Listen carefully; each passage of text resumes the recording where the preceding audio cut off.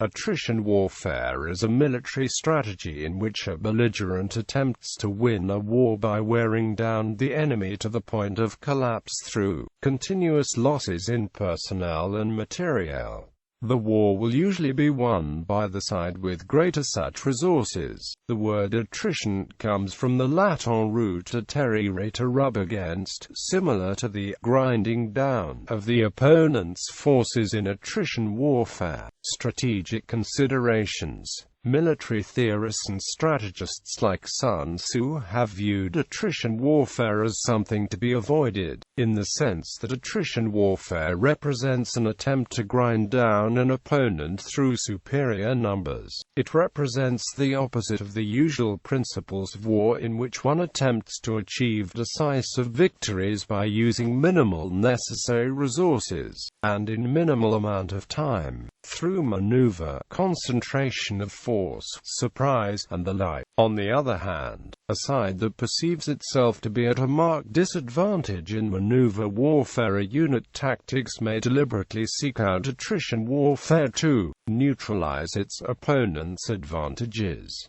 If the sides are nearly evenly matched, the outcome of a war of attrition is likely to be a Pyrrhic victory. The difference between war of attrition and other forms of war is somewhat artificial, since war always contains an element of attrition. One can be said to pursue a strategy of attrition if one makes it the main goal to cause gradual attrition to the opponent, eventually amounting to unacceptable or unsustainable levels for the opponent, while limiting one's own gradual losses to acceptable and sustainable levels. That should be seen as opposed to other main goals, such as the conquest of some resource or territory, or an attempt to cause the enemy great losses in a single stroke. Historically, attritional methods are tried only as a last resort, when other methods have failed or are obviously not feasible. Typically, when attritional methods have worn down the enemy sufficiently to make other methods feasible, attritional methods are abandoned in favor of other strategies.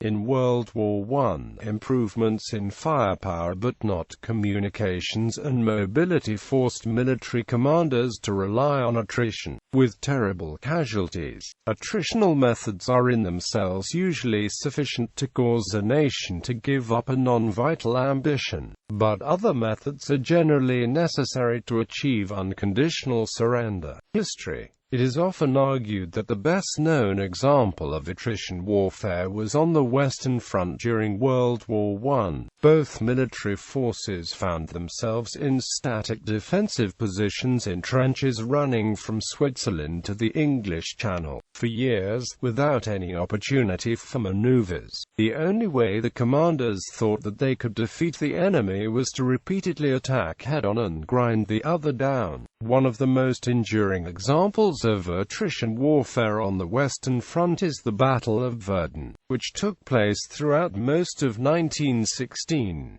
Erich von Falkenhayn later claimed that his tactics at Verdun were designed not to take the city but rather to destroy the French army in its defense. Falkenhayn is described as wanting to bleed France white, and thus the attrition tactics were employed in the battle. Attritional warfare in World War I has been shown by historians such as Hugh Strachan to have been used as a post hoc ergo propter hoc excuse for failed offensives. The decision to launch a war of attrition at Verdun was also used to mask the failure of Falkenhayn's original tactical plan. Attrition to the enemy was easy to assert and difficult to refute, and thus may have been a convenient face-saving excuse in the wake of many indecisive battles. It is, in many cases, hard to see the logic of warfare by attrition because of the obvious uncertainty of the level of damage to the enemy and of the damage that the attacking force may sustain to its own limited and expensive resources while trying to achieve the damage. Historians such as John Terraine and Gary Sheffield have suggested that attritional warfare was, however, a necessary step on the road to eventual victory. A wearing down process that sapped Central Power's strength and left them vulnerable during the 100 Days Campaign of 1918. That is not to say that a general will not be prepared to sustain high casualties while trying to reach an objective. An example in which one side used attrition warfare to neutralize the other side's advantage in maneuverability and unit tactics occurred during the latter part of the American Civil War, when Ulysses S.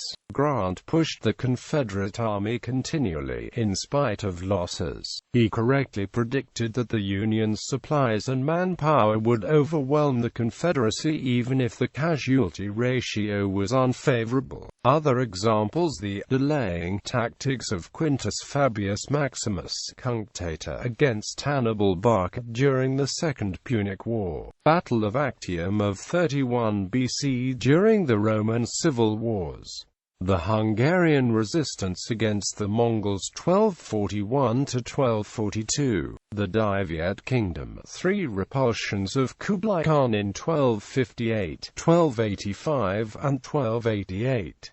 The American strategy during the American Revolutionary War, the latter portion of the American Civil War, notably the Siege of Vicksburg, the Overland Campaign and the Siege of Petersburg, the French invasion of Russia by Napoleon Bonaparte in 1812, the Spanish Civil War, tonnage war in the Atlantic and Pacific during World War II, the air battle for Great Britain in World War II after the bombing of London, static battles in World War II, including Soviet urban defense during the Battle of Stalingrad, battles of Rzhev, the final 2 years of the Korean War, the Vietnam War, the Long War during the Provisional IRA's armed campaign against the British Army during the Troubles, the Israeli-Egyptian War of Attrition from 1967 to 1970, the Soviet War in Afghanistan,